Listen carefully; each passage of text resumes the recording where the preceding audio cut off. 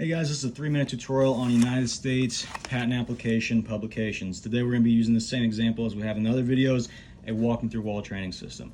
So we've already been through this first info page, we've already been through the figures of this publication. Now we're going to be talking about the written description portion of this publication.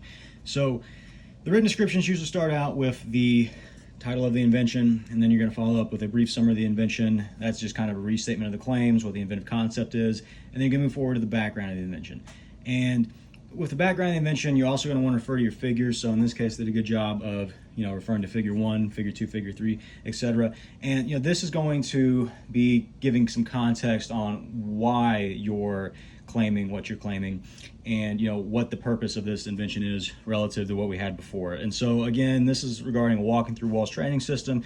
It's easy to hit your head on a wall, so if you could walk through it, that make life a lot easier. And they kind of lay that out here in the background of the invention. So you can talk about your math equations that you're going to use. You can have your tables here. It talks about the atoms of hydrogen, atoms of oxygen, how much they weigh, etc. You can have math formulas. That's absolutely okay. You can keep on going through your figures here as you're discussing all of these different formulas, and then you're going to reach your summary of the invention section.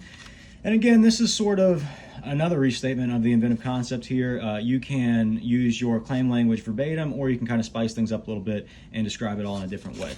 In this case, they did a good job of describing it all in a different way and re-summarizing it.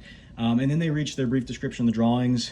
This is really important because this is kind of a one-sentence excerpt showing what each figure is, right? Because if you have a paragraph for each figure, everything kind of gets lost in the weeds, but you want to have single sentences for each figure. And so that's what your brief description of the drawing section does.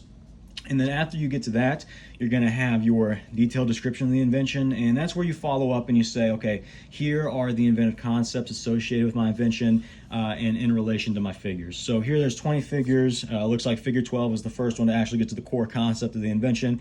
Everything else was background information.